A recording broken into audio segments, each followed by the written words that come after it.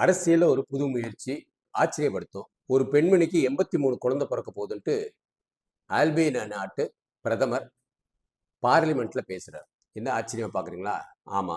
அந்த நாடு தான் ஆர்ட்டிஃபிஷியல் இன்டெலிஜென்ஸ் அந்த தொழில்நுட்பத்த அரசாங்கத்துக்குள்ள கொண்டு போயிருக்காங்க. அந்த பெண்மணிக்கு ஒரு பேர் வச்சு, அந்த பெண்மணிக்கு ஒரு மினிஸ்ட்ரி பதவியும் குடுத்துருக்காங்க. மக்கள் டைரக்ட்டா அவங்கட்ட தொடர்பு கொள்ளலாம். வாயில பேசலாம், இல்ல டைப் பண்ணலாம். பதில் உடனே வந்துட்டு இருக்கும். ஸோ ஆல்பேனியா நாடும் மைக்ரோசாஃப்ட் நிறுவனம் சேர்ந்து ஒரு முயற்சி எடுத்திருக்காங்க. அந்த முயற்சியில உருவான ஒரு ஆர்டிஃபிஷியல் இன்டெலிஜென்ஸ் மினிஸ்டர். அதனால உள்ள பலன் அவங்க அடுத்து வந்து 83 குழந்தை இருக்கு. அது என்னன்னு எனக்கு தெளிவா தெரியல. பட் அந்த பிரைம் மினிஸ்டர் அறிவிச்சிருக்கிறார். அவருக்கு 83 குழந்தை பொறக்க போகுது அப்படின்ட்டு. ஸோ காரணம் என்னவா இருக்கும்? ஒருவேளை 83 புது ஏஐ குட்டி இத கொண்டு வர போறாரா இருக்கலாம். அதே இத நம்ம தமிழ்நாட்டுல யோசிச்சு பார்ப்போமே. இப்போ உதாரணத்துக்கு ஒரு ஆர்டிஃபிஷியல் இன்டெலிஜென்ஸ் மினிஸ்டர் நம்ம வந்து நம்ம தமிழ்நாட்டுக்கு ஒரு நல்ல ஒரு திருநங்கையை கொண்டு வரணும்னு வச்சுக்கோங்க. 2026ல அவங்களுக்கும் ஒரு பொறுப்பு இருக்கு. என்ன கேட்டீங்கன்னா, ஒரே ஒரு வேலை தான் அவங்க செய்யணும். மொத்தம் 159 நிறுவனங்கள் இருக்கு. அத கட்டமைப்பை சீர்படுத்தி, எதுலயும் ஒரு நஷ்டம் இருக்கக்கூடாது. எதுலயும் ஒரு பொருளாதார ஊழல் இருக்கக்கூடாது. இத அவங்க கட்டுப்படுத்தணும். எதுவா இருந்தாலும் மக்களவையில பாஸ் பண்ணாலும், அது வழியா தான் அது போகணும். அப்படிங்கிற மாரி ஒரு சூழ்நிலையை கொண்டு வர ஆரம்பிச்சுங்க. அதுக்கு மேல நம்ம வந்து மக்கள் சேர்ந்து அத முடிவெடுக்கலாம். உதாரணத்துக்கு டாஸ்மாக்ல இந்த ரூ. 10 இருந்து பல ஊழல்கள் இருக்கு. அது உங்களுக்கும் தெரியும், நமக்கும் தெரியும். ஆனா, நம்ம என்ன பண்றோம்? மக்களாட்சியில இதெல்லாம் சகஜம்ப்பா அப்படின்னு போறோம் இல்லையா? ஆனா, இதை இப்ப ஆர்ட்டிஃபிஷியல் இன்டெலிஜென்ஸ் கண்ட்ரோல் பண்ண முடியுங்கிறது ஆல்பேனியால ப்ரூவ் பண்ணியிருக்கிறாங்க.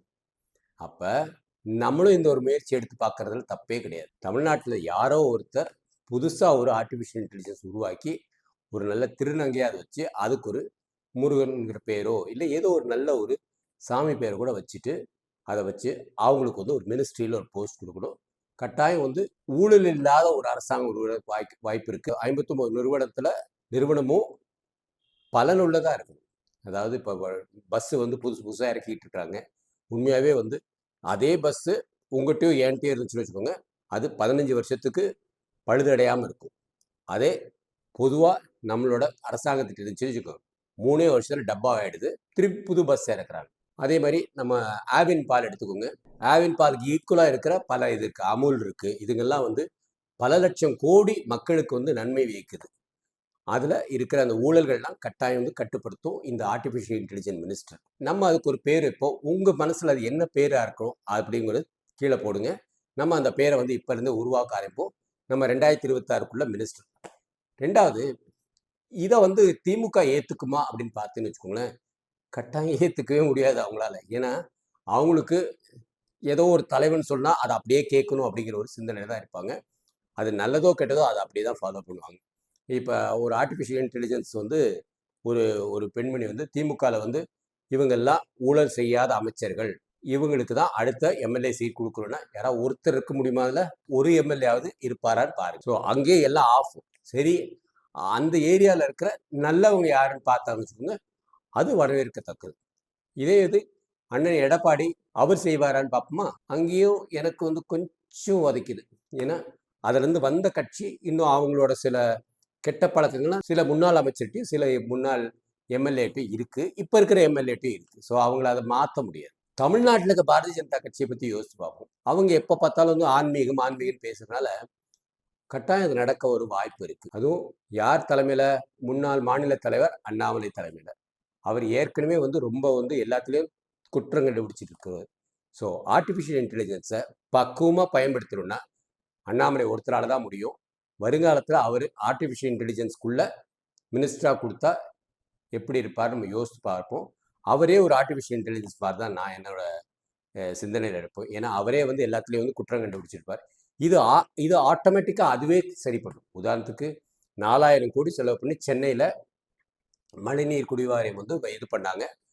நம்மளோட அம்மா மேயர் தலைமையில் கீழே வந்து கே.என். நேரு, ஸ்டாலினு, அப்புறம் சேகர் பாபு இவங்க எல்லாரும். ஸோ 4 பேரும் சேர்ந்து ஒரு குழு. அதுக்கு நடுவில் ஒரு சிற்றரசன் ஒருத்தர் வந்திருக்காரு. அவரும் சேர்ந்து ஒரு 5 பேரும் சேர்ந்து பண்ணது. ஒரு ஏஐ மினிஸ்டர் வந்தாலும் ஆட்டோமேட்டிக் புட்டு வச்சிருவாங்க. பழனிவேல் தியாகராஜன் வந்து எப்பயோ 2-3 தடவை அதை எதிர்த்து கேட்டனா அவரை தூக்கி சும்மா உட்கார வச்சுட்டாங்க இல்லையா? பட் இந்த ஆர்டிஃபிஷியல்ஸை ஒன்றும் பண்ண முடியாது. மக்களுக்கு டைரெக்டாக சொல்லிடும். இன்னைக்கு ராத்திரி 8 மணிக்கு நீங்கள் வந்து டக்கு டக்கு டக்குன்னு இந்த ரூ. 4000 4000 கோடியில் எத்தனை எங்கெங்க இந்த பணம் போச்சு அப்படின்னு வச்சுக்கோங்க, கட்டாயம் கட கட கட கடன்னு பணம் ஃபுல்லாக வந்துடும். அதனால நமக்கு அது லாபமாக நஷ்டமான்னு போட்டால் அதுக்கு மார்க்கே போட்டு கொடுத்துரும். 30%, 40% பாருங்க. ஒரு வருஷம் கூட இல்லை, 10 மாதம் கூட இல்லை. இப்போ ரோடு ஃபுல்லாக மழைநீர் தான் தங்கியிருக்கு. மழைநீரை வந்து நம்ம இது பண்ணால் அது ஏதோ அந்த பணம் வந்து தண்ணியில் போட்டு கரைச்சிட்டோம். ரூபா 2 ரூபா இல்லைங்க, 4000 கோடி. கலைஞர் வந்து 2 கோடி ரூபாய்க்கு அந்த காலத்திலேயே கூவத்தை சரி பண்ணுறேன்னு சொல்லி அவர் கடைசியில் அங்கே வந்து முதல்ல இருக்குன்னு சொல்லி நிறுத்தினார். ஸோ 2 கோடி ரூபாயை அன்னைக்கு முதல்ல கதை சொல்லி ஏமாத்துறாரு. இப்போ 4000 கோடிக்கு இவங்க என்ன கதை சொல்ல போகிறாங்கன்னு தெரியல. ரோடு பூரா தண்ணி நிற்கிது. இன்னும் தண்ணி அதிகமாச்சுன்னு வச்சுக்கோங்க, இந்த புயலில் மக்கள் எவ்வளோ கஷ்டப்பட போகிறாங்க, எத்தனை உயிர் போகுதுன்னு நம்ம பொறுத்திருந்து தான் பார்ப்போம். ஆல்பீனியா நாட்டு பெண்மணி ஆர்டிஃபிஷியல் இன்டெலிஜென்ஸோட இது தமிழ்நாட்டுக்கு வந்தால் எப்படி இருக்குன்னு பார்த்தோம்னா ரொம்ப ரொம்ப சிறப்பாக இருக்கும். நான் வரவேற்கிறேன். இதை பற்றி உங்களுக்கு ஏதாவது கமெண்ட் இருந்தால் போடுங்க.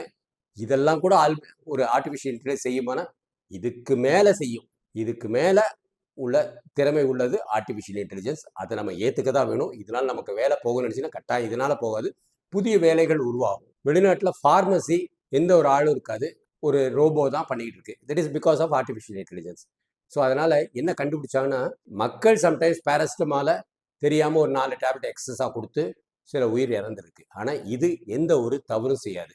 ஸோ மக்களையும் இந்த ஆர்டிஃபிஷியல் இன்டெலிஜென்ஸ் கம்பேர் பண்ணால் artificial intelligence always is error free R it is minimal error.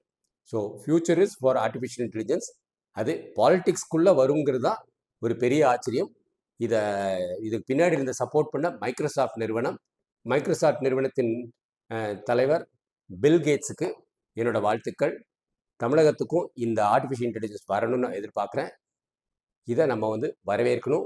வாழ்க பாரதம், வளர்க இளைஞர் சமுதாயம்.